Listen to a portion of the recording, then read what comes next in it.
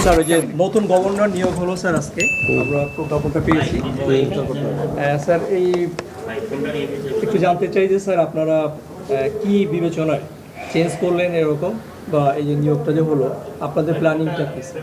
না, বিবেচনাতে কিছু নাই। একটা সরকার, নতুন সরকার এসছে, নতুন সরকারের প্রায়োরিটিস আছে। স্বাভাবিকভাবে তো পরিবর্তন খালি বাংলাদেশ ব্যাংকে তো হয়নি, পরিবর্তন তো অনেক জায়গায় হচ্ছে এবং এটা তো হতেই থাকবে। নতুন সরকারের যে প্রোগ্রাম আছে, প্রেফারেন্স আছে, যে চিন্তা আছে, ভাবনা আছে, সবগুলোর সাথে মিলিয়ে এগুলো বাস্তবায়নের জন্য যেখানে যেখানে প্রয়োজন সেখানে তো পরিবর্তন হবেই।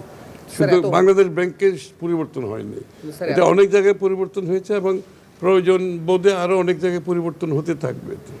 খুবই স্বাভাবিক এটা। স্যার আর যেভাবে বিদায় হলো এটা কি স্যার মানে সম্মানজনক হলো কিনা ওগুলোর উত্তর আমি দিতে পারবো না।